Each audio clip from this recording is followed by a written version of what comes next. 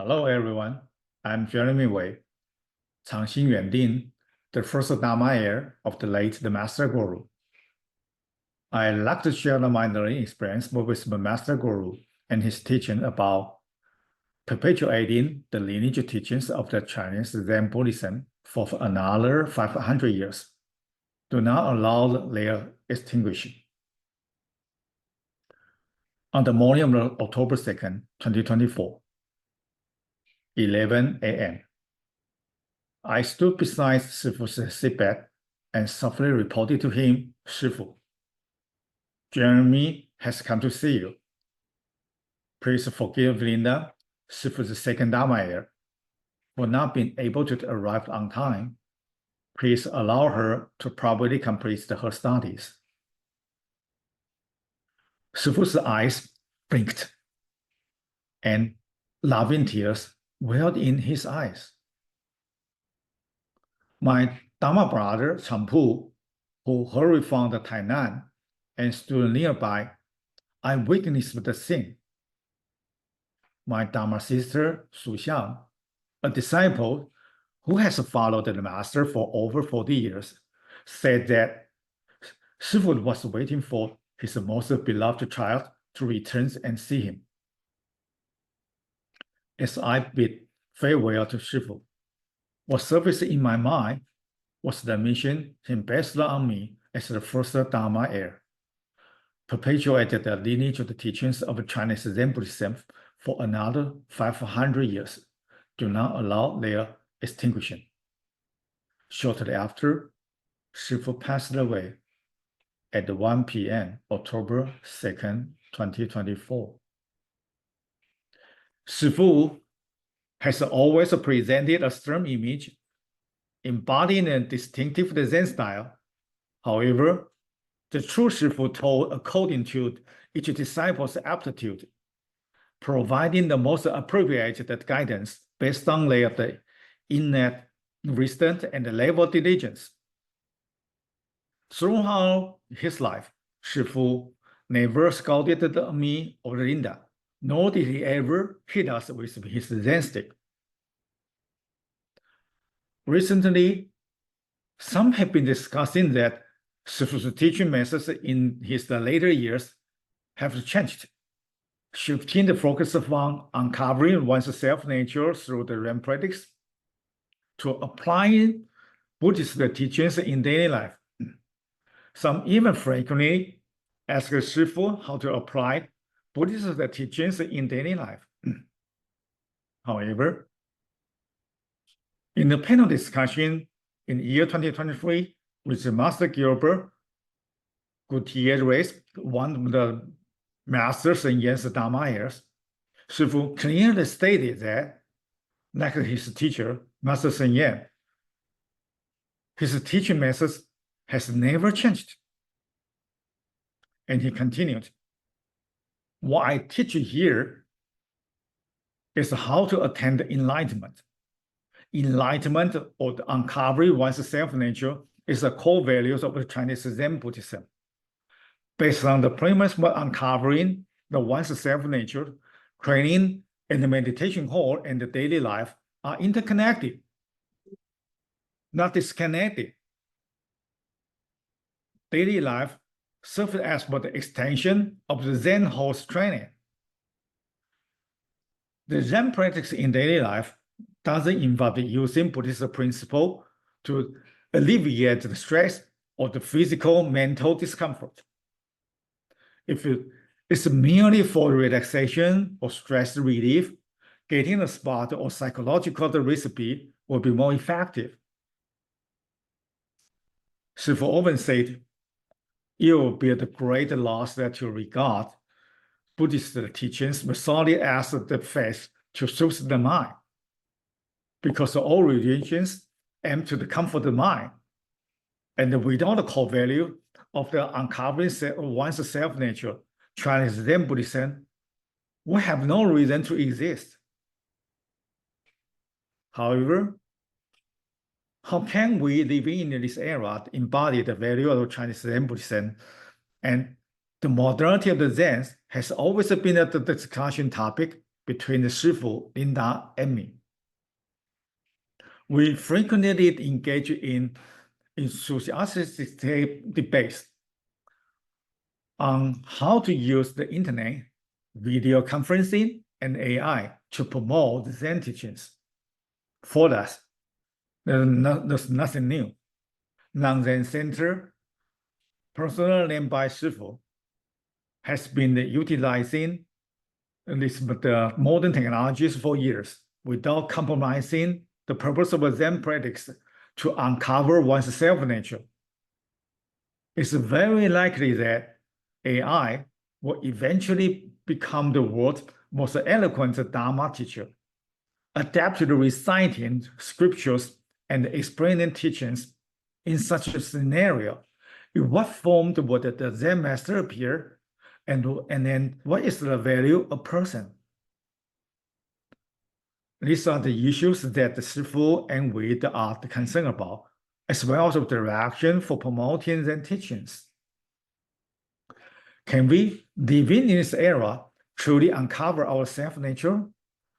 Or Zen practice serves as an example. At the end of March, year 2010, Linda and I attended a 3-day Zen retreat at Tiannan Temple, which was the unit, the Dharma drum, the mountain, which was our first encounter with the Shifu. Coincidentally, during the retreat, I have the Dharma's brother, Qin Shui, a senior Zen practitioner who had long followed the Shifu's teachings as my roommate. He introduced us to the Yufo Temple in the Zhonghe, Taiwan. Yufo Temple is a tin house located in the rocky terrain. Shifu was surprised about our arrival and asked us, "Do you come because of my admiration for me?" We replied, "No, we don't even know who you are." Linda added, "We don't even know how to write your name." We just feel Shifu's teachings were very different from others, very intriguing, but we could not understand any at all. Shifu laughed and said, "Oh, that's very good." Later, we came to understand that the first step in Zen practice is to admit one's ignorance and maintain curiosity and doubt, not attempt to rationalize, nor the blindly following. Shifu then asked us how we practicing meditation. I replied, "I didn't know how to meditate with Huatou, the method you taught in the Tiannan Temple. But I could practice sitting meditation for at least 2 hours each time. I often found myself able to concentrate on my breath, experiencing the environment extending infinitely. During the session, unable to distinguish between subject and object, with the time seeming eternal. However, it seems that something in my mind remained unclear.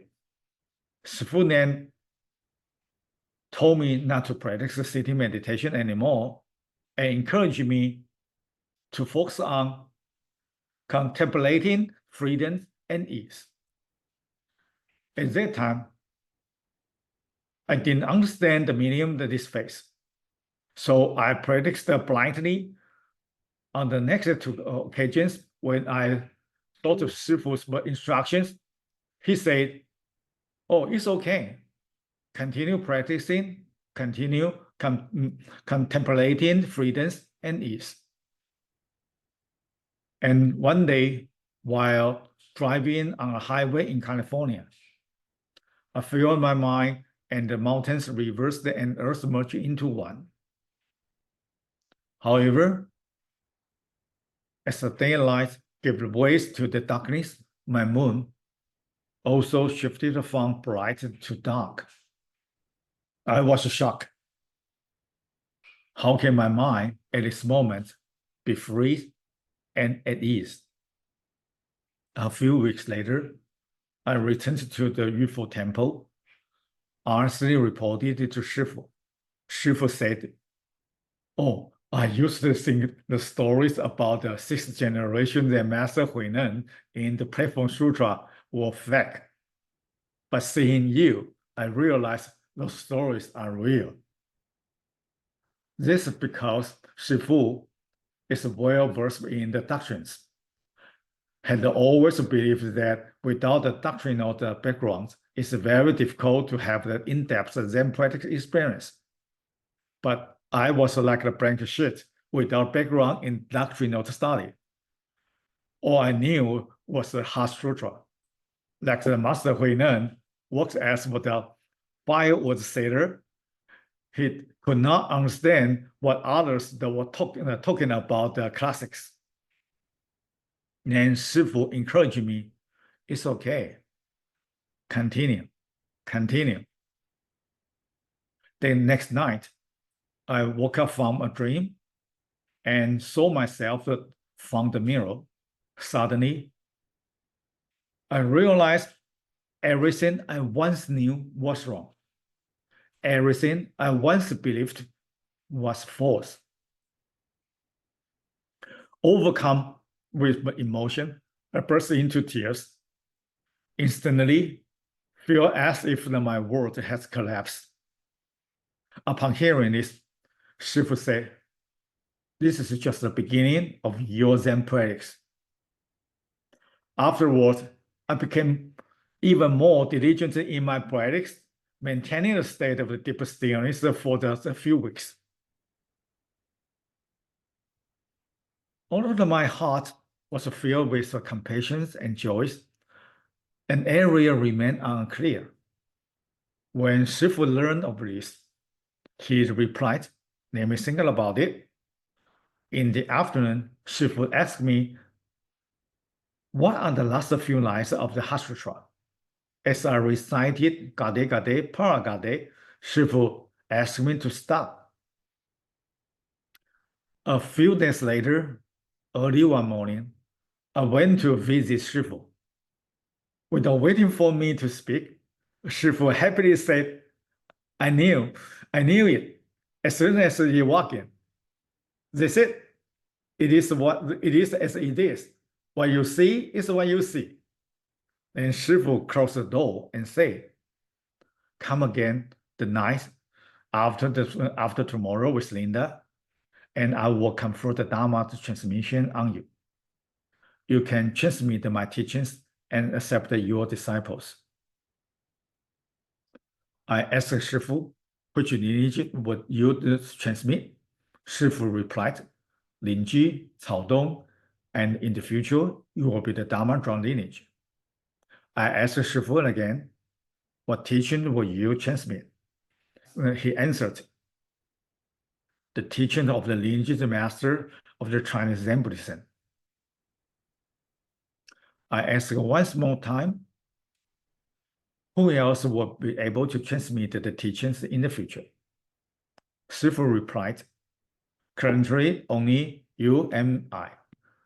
In 2 or 3 years, we will see who can really the breakthrough, and otherwise, in 3 to 5 years, I will also pass the Dharma scrolls to them, hoping them to shoulder the greater responsibility. Some people would be responsible for the inheriting the Zen teachings, while others will be the tasked with the temple's succession. And your responsibility is to perpetuate the teachings of the lineage, the masters of the Chinese Zen Buddhism, for another 500 years. Do not allow them to become extinct." And then he continued, "The true Zen teachings are always solitary. Even if the only one person is willing to listen, we must speak to them. As long as there's but one people who can carry on the Dharma, that's enough."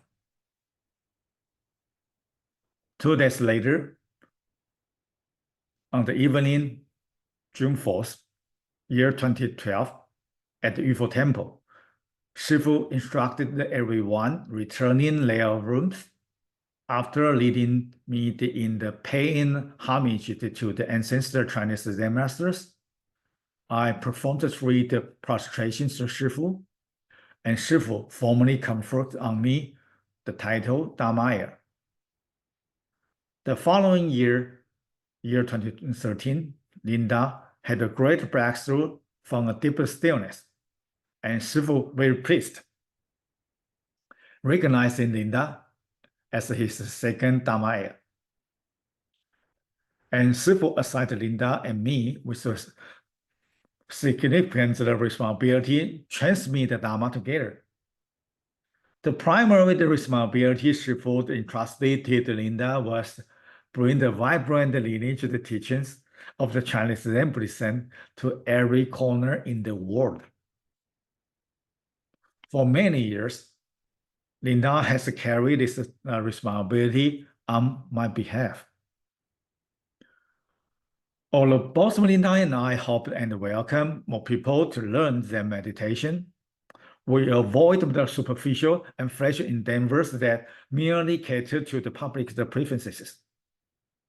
Instead, we adhere to the mission and upholding the core values of Zen Buddhism with very limited resources.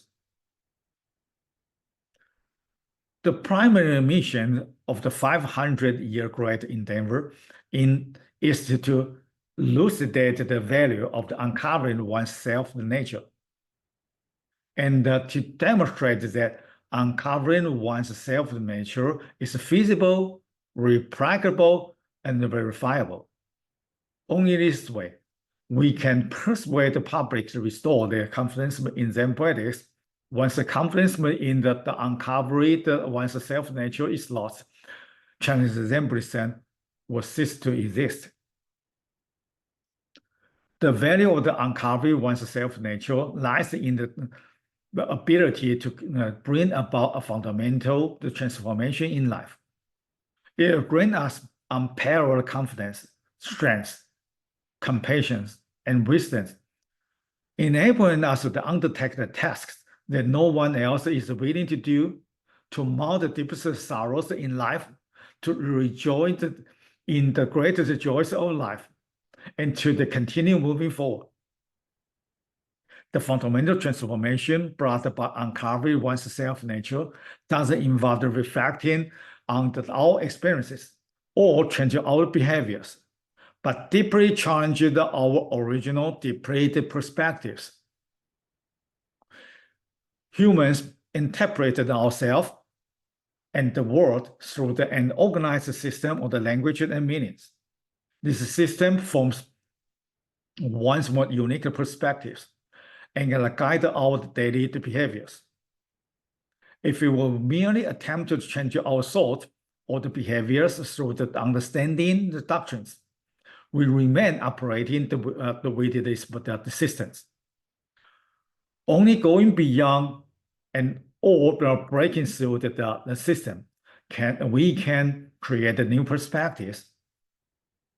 This is why effective Zen practice first requires reaching the state where the path of a language perished, where the mind can go is extinguished. In recent years, Ina and I have been dedicated to academic research. Through the empirical studies, we have gradually come to understand when people encounter specific critical instances, they begin to challenge their upheld beliefs, making it impossible to continue relying on the existing system of language and meanings. This leads to develop new perspectives. Such a critical instance can be created and simulated. In universities, they are used to enhance students' innovation capabilities. In business, they are used to enhance employees' leadership skills. And in the traditional Chinese Zen teachings, shouts and strikes can create such a critical instance. And we often see it in the Zen Reiki sayings, how the practitioners had benefited from a single shot or strike.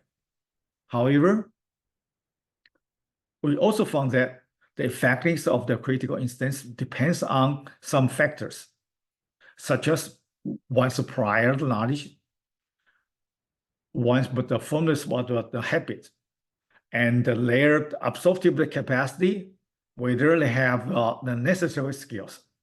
We can also call it as the wisdom aptitude. Therefore, blindly using the shorter of strikes that create a critical instance is ineffective. For example, if a practitioners lack the cultural background in Zen or so-called wisdom aptitude, short of the end strikes may struggle to resonate. Moreover, in modern society, such behaviors are easy to be misunderstood as violence and bullying. In the future, how can we create a critical instance for Zen practice? This is the issue we are currently researching. To extend the lineage of the teachings of the Chinese Zen Buddhism for another 500 years, we need to demonstrate that uncovering one's self-nature is feasible, replicable, verifiable. Chinese Zen Reiki saying provide a wealth of examples, but the gap in language and time poses a significant barrier to learning, especially for someone like me with limited literary skills, and for those whose native language is not Chinese. It may seem infeasible. If learning itself is infeasible, how can the learning experience be replicated? Therefore, the first step is to be able to use simple, straightforward language to explain it. Secondly, we must develop the capacity based on the modern empirical methodologies to make the goal uncovering one's self-nature and to achieve it operational, reproducible, and testable. This work requires substantial efforts, dedications, and the resources. Linda and I perhaps overestimating ourselves. We are pushing forward inch by inch. In the recent years, due to many reasons, I haven't frequently visited Shifu's temple. However, the bond between Shifu and I had grown even stronger than before. At the beginning of this year, Shifu gathered monastic community and asked me to speak to the Sangha. My point was, if one falsely claims that not to seek the uncovering one's self-nature or not to propagate the lineage teachings of the Chinese Zen Buddhism, it is simply because they haven't yet gained the strength from the Zen practice and do not understand its fundamental principles.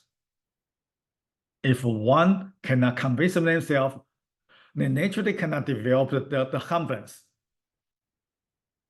Reflecting on Shifu with gratitude for his teachings, we disciples should take uncovering one's self-nature as our foundation and refuge. Make it as our mission to carry forward the heart or flame of the lineage of the masters, extending the lineage teachings of Chinese Buddhism for another 500 years. Thank you for your listening.